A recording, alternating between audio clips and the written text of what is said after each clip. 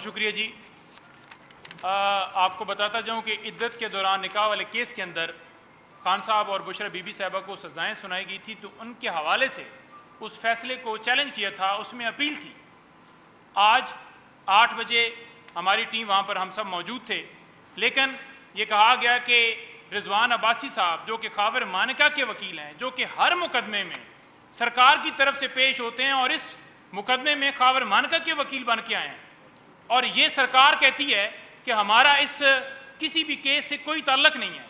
تو آپ نے دیکھا ہوگا، چاہے وہ سائفر کیس ہو، چاہے وہ توشہ خانہ کیس ہو، چاہے وہ القادر ٹرسٹ کیس ہو، ہر کیس میں یہ سرکار کی طرف سے بطور وکیل پیش ہوئے ہیں. 10 بجے کا ٹائم، پھر 1 بجے کا ٹائم. 1 بجے سماعت شروع ہوئی ہے، تھوڑی سی سماعت کے بعد وہ کہتے ہیں جی کہ میرے پاس میں پورا تیار ہو کے نہیں آیا. عدالت نے کہا کہ آپ دلائل جو ہیں وہ جاری رکھیں. دلائل دیے گئے. دلائل کیا دیے گئے؟ ججمنٹ پڑھی گئی 50 صفحوں کی، اور اس کے بعد عدالت نے یہ کہا کہ آپ مزید جاری رکھیں، کیوں روک گئے؟ پھر انہوں نے یہ کیا کہ کمپلینٹ پڑھنے لگ پڑے. تمام چیزیں آج انہوں نے ریڈ آؤٹ کی ہیں. اس کے باوجود ان کا دل یہ تھا کہ اس معاملے کو لٹکایا جائے. درمیان جب آرگومنٹس ہو رہے تھے تو جان بوجھ کر 10-10 سیکنڈ رک جانا تاکہ گھڑی کا ٹائم جو ہے پورا ہو اور معاملہ لنگر آن ہو. عید سے پہلے اس لیے بھاگے کہ عید کے اوپر بشرا بی بی صاحبہ گھر میں عید نہ کریں، کیونکہ وہ اس وقت ایک کیس کے اندر ان کی گرفتاری ہے. خان صاحب جو ہیں وہ اس وقت 3 کیسز کے اندر ان کی گرفتاری ہے. تو لہٰذا آج پھر انہوں نے پوری کوشش کی کہ اس معاملے کو لنگر آن کیا جائے. ہم نے عدالت کے سامنے یہ رکھا کہ 10-10 گھنٹے، 14-14 گھنٹے، رات 10-10 بجے تک عدالت لگتی رہی. 5 دنوں میں 3 فیصلے سنائے گئے، صرف اس لیے کہ مایوسی پیدا ہو، 8 فروری سے پہلے سزائیں سنائی جائیں تاکہ لوگ جو ہیں عمران خان کو ووٹ نہ کاسٹ کریں کہ عمران خان کا فیوچر نہیں ہے. لیکن الحمدللہ لوگوں نے تو ثابت کیا. اس کے ساتھ ساتھ آپ کو یہ بتاؤں کہ آج جب عدالت کے سامنے یہ ساری چیزیں رکھی گئیں کہ جناب یہ دیکھیں، اس وقت یہ کہتے تھے کہ جسٹس ہونا چاہیے، تو آج پھر معاملہ لنگر آن کیوں کر رہے ہیں؟ آج کیوں نہیں جسٹس دیا جا رہا؟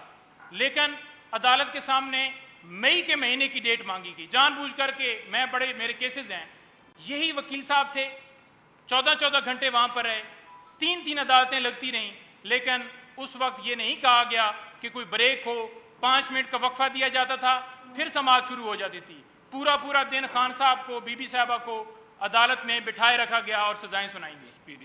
سپیڈی جسٹس آج کہاں ہے؟ آج کیوں نہیں سپیڈی جسٹس دیا جا رہا؟ ڈیلیڈ جسٹس صرف اور صرف ڈیلے کرنے کے لیے. اور آج 24 تاریخ پھر دے دی گئی ہے. عدالت میں جب سماعت جاری تھی اور ڈیٹ کا تعین ہو رہا تھا، پراسیکیوٹر صاحب وہاں روسٹم سے پیچھے ہٹ گئے. ہم نے عدالت کے سامنے پروٹیسٹ کیا کہ یہ کیا طریقہ ہے؟ کہیں پہ ایسے کیس چلتے ہیں، لیکن اس کے باوجود وہ وہاں سے چلے گئے. ہم نے کہا کہ ان کے خلاف ایکشن لیں یا فیصلہ سنا دیں اس درخواست کے اوپر جو ہم نے کی ہوئی ہے، لیکن درخواست نہیں سنائی گئی. عدالت کو ہم نے بے بس دیکھا. کب دیا جائے گا انصاف؟ کب ہمارے ملک کے اندر رول آف لا ہوگا؟ 6 ججز کا لیٹر اس بات کے اوپر مور ثبت کر رہا ہے کہ کس طرح ایجنسیاں پریشرائز کرتی رہی ہیں اور کر رہی ہیں، اور آج بھی جان بوجھ کر ڈیلے ٹیکٹس کرتے ہوئے ڈیٹ مانگی گئی اور عدالت نے ڈیٹ جو ہے وہ دے دی. مزید 2-3 چیزیں میں ایڈ کروں گا جو ہمارے کیسز ہیں، پھر میں خالد قریشی صاحب کو ہینڈ اوور کروں گا، جو کرنے ضروری ہیں. میڈیکل کے حوالے سے ہم نے بار بار گزارش کی ہوئی تھی. اسلام آباد ہائی کورٹ میں معاملہ پینڈنگ ہے.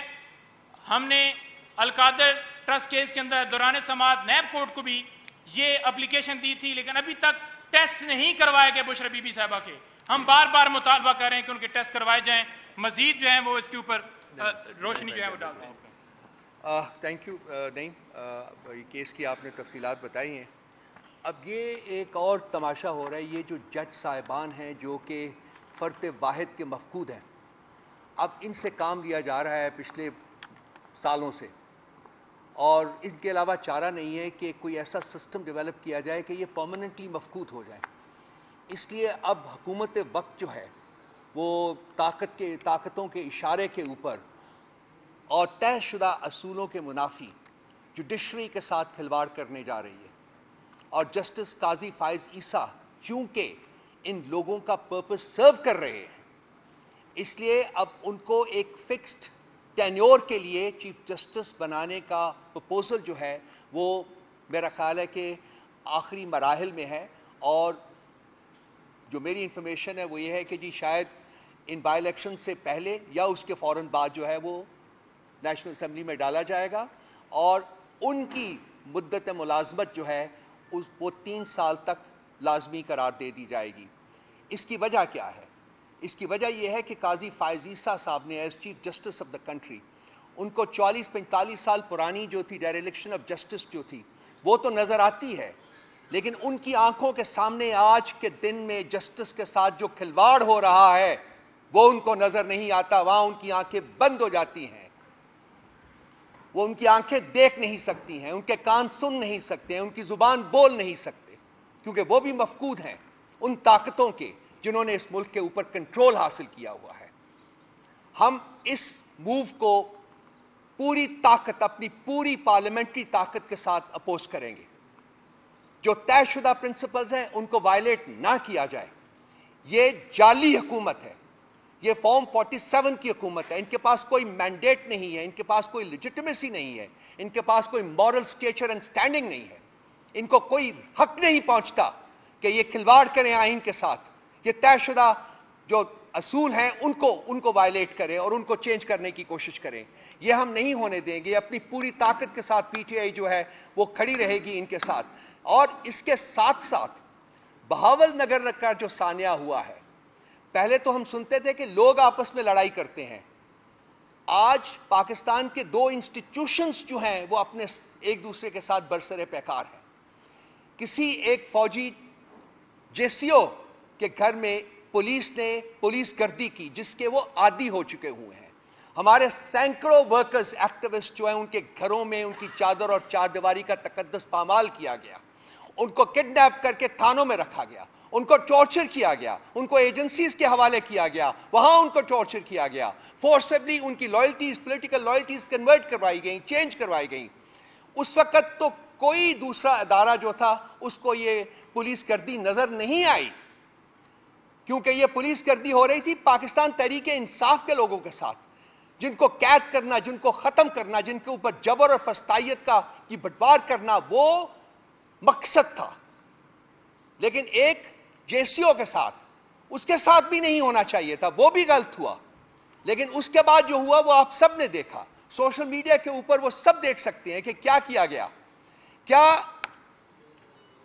ایک داد رسی اس شخص کی تو ہوگی جس کے گھر کے اوپر پولیس نے پولیس گردی کی، لیکن کیا پی ٹی آئی کے سینکڑوں ہزاروں ورکرز جن کے ساتھ اس اور اس سے زیادہ بدتر سلوک کیا گیا، کیا ان کی بھی داد رسی کہیں ہوگی؟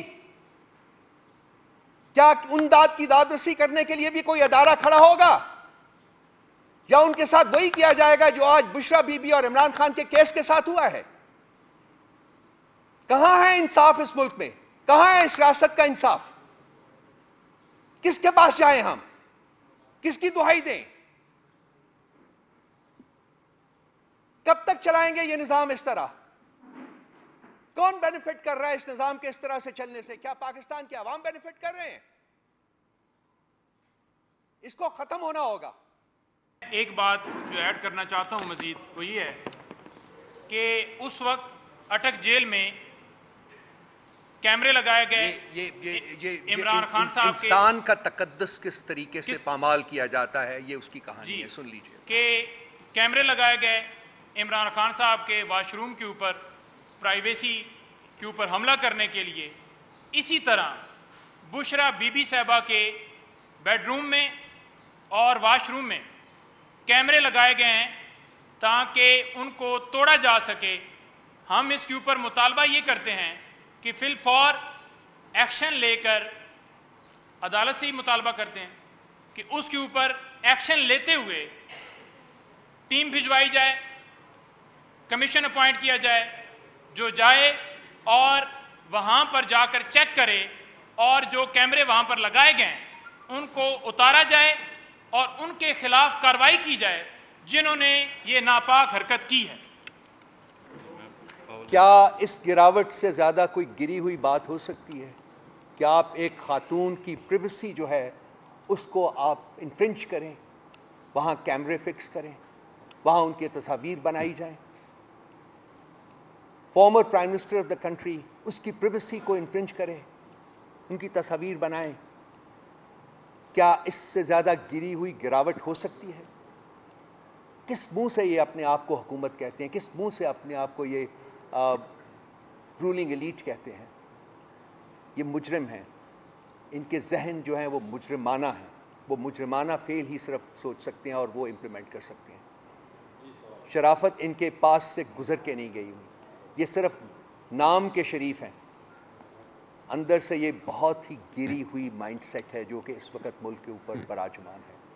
یہ نہیں چلے گی. اور میرے مارک مائی ورڈز, یہ نہیں چلے گی.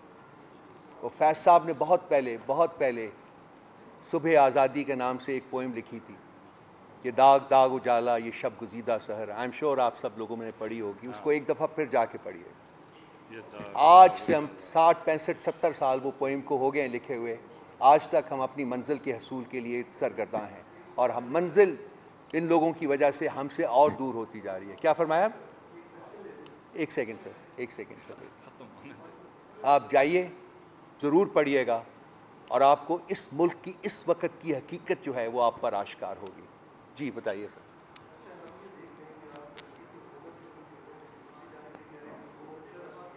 ہم فرد واحد کی بات کر رہے ہیں, میں نے 2 دفعہ کی ہے.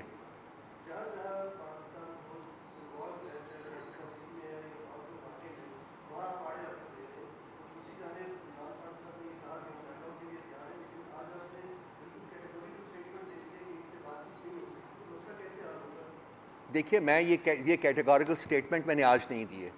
یہ اگر آپ میرے پچھلے 3-4 مہینوں میں پروگرامز دیکھیں اور میری پریس کانفرنس دیکھیں یا میری رائٹنگز دیکھیں تو اس میں یہ بالکل کہہ چکا ہوں کہ خان صاحب نے ہمیں انسٹرکٹ کیا ہے کہ وہ لوگ جو مینڈیٹ کے غاصب ہیں ان کے ساتھ ہم بات چیت نہیں کریں گے.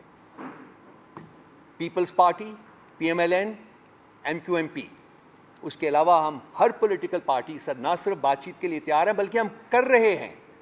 6 پارٹیز کا پلیٹ فارم آپ کے سامنے آ چکا ہوا ہے. پہلا جلسہ پشین میں ہو چکا ہوا ہے اور جلسوں کا اعلان ہو چکا ہوا ہے. اس کے علاوہ بھی ہم بات چیت ان لوگوں سے بات نہیں کریں گے. جب پہلے ہم حکومت میں تھے ان سے بات کرتے تھے تو یہ این آر او مانتے تھے. آج یہ کچھ اور مانگ رہے ہیں, وہ بھی آپ کو 1-2 دن میں بتا دیں گے کہ کیا یہ مانگتے ہیں.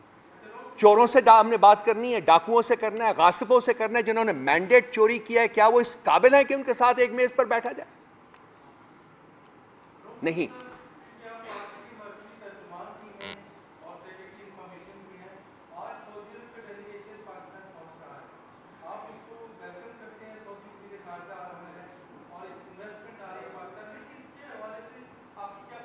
دیکھیے, انویسٹمنٹ کا تو مجھے نہیں پتا, لیکن جس بھی دوست ملک کا ڈیلیگیشن پاکستان آئے گا, ہم ہمیشہ پی ٹی آئی نے ہمیشہ ان کو ویلکم کیا ہے. صرف یہ بتائیں گے کہ ہوشیار رہیں, ان کے پاس مینڈیٹ نہیں ہے. مینڈیٹ نہیں ہے, یہ چوروں کی حکومت ہے. ٹھیک ہے. اور کوئی؟ جی جناب.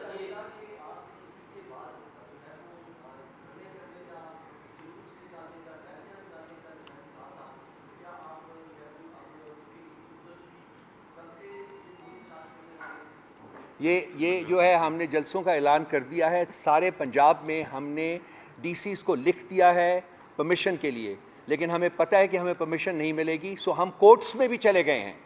سارے پنجاب کے جلسوں کا اعلان ہو چکا ہوا ہے. کراچی کا جلسہ 28 اپریل کو ہو رہا ہے, اس کی تیاری جاری ہے. اس کے علاوہ اور بائی الیکشنز کی ہمیں اپنی پولیٹیکل ایکٹیویٹی کے لیے بھی پرمیشن نہیں مل رہی, اس کے لیے بھی ہم کورٹس چلے گئے ہیں. ذرا تھوڑا سا میرے بھائی میڈیا کے دوستوں سے, بھائیوں سے میری ایک ریکویسٹ ہے کہ ذرا ان چیزوں کو خود بھی دیکھا کریں کہ کیا ہو رہا ہے. کس طریقے سے ہمیں ابھی تک ظلم اور جبر کے نیچے دبایا جا رہا ہے. ہماری پولیٹیکل رائٹس جو ہیں ان کو ڈینائی کیا جا رہا ہے, نہیں دے رہے آج بھی. آج وہ ایک جو ڈاکو رانی ہے جو پنجاب کے اوپر حکمران ہے, وہ اس کی دیکھیے کہ ڈائریکشنز کیا ہیں, کس طریقے سے وہ ہمارے رائٹس کو کرب کر رہی ہے, سلب کر رہی ہے.